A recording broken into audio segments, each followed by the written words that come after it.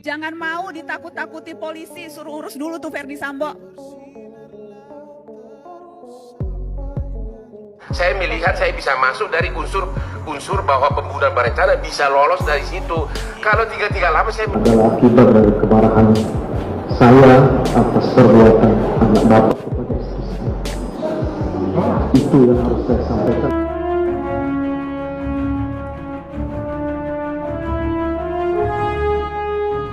Hotman Paris kekeh tangisan Verdi Sambo bukan sandiwara. Hotman Paris meyakini kalau tangisan Verdi Sambo di depan ajudannya yakni Bribka Riki Rizal saat menceritakan peristiwa dugaan pelecehan seksual ke istrinya, Putri Chandrawati.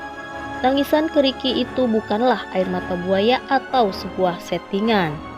Hal itu disampaikan Hotman saat menjadi narasumber di catatan Demokrasi TV1. Pada kesempatan yang sama, Saur Siagian hadir sebagai narasumber catatan Demokrasi. Ia dikenal sebagai inisiator tim advokat penegak hukum dan keadilan yang cukup vokal dalam mengawal dari pertama kali kasus pembunuhan berencana terhadap Brigadir J.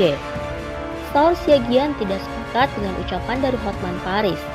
Dia meyakini kalau tangisan Verdi Sambo adalah trik yang sengaja dibangun oleh mantan Kadif Propam Polri tersebut.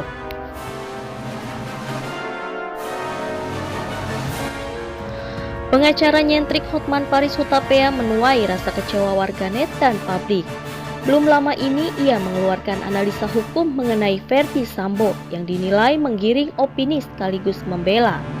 Padahal mantan Kadif Propam tersebut telah duduk sebagai terdakwa pembunuhan hingga disangkakan sebagai terdakwa pembunuhan berencana Brigadir Joshua Huta Barat.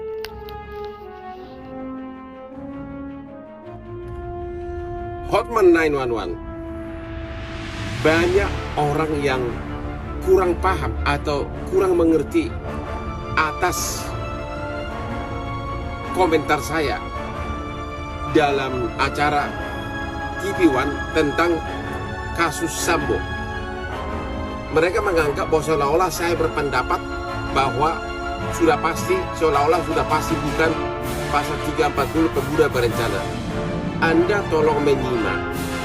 Di situ saya tegas-tegas mengatakan ada dua kemungkinan, yaitu kemungkinan bisa kena pembunuhan berencana 340 karena ada waktu berpikir untuk memindahkan lokasi kejadian perkara dari rumah pribadi ke rumah dinas, sehingga ada waktu jeda berpikir. Itu mungkin dipakai hakim sebagai alasan bahwa itu pembunuhan berencana 340. Itu salah satu sisi.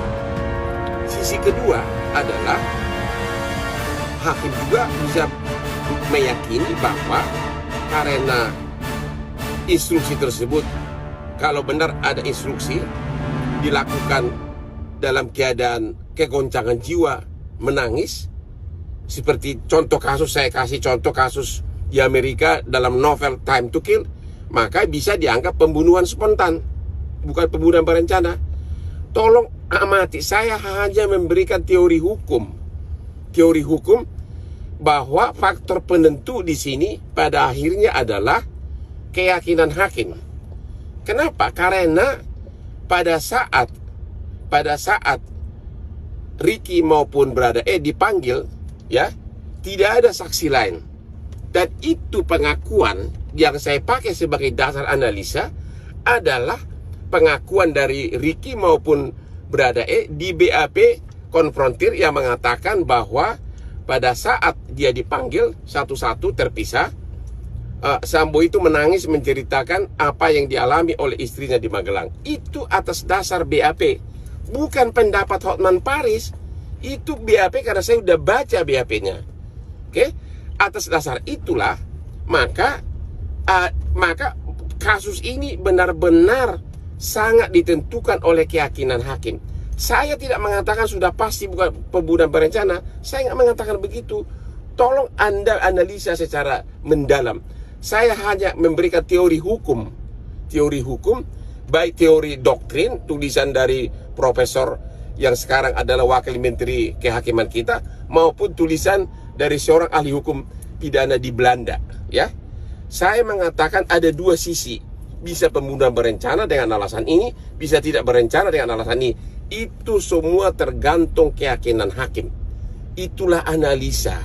Jadi jangan nyinyir dulu tanpa tahu, tanpa memahami apa yang saya utarakan dalam debat di TV One tadi malam. Oke?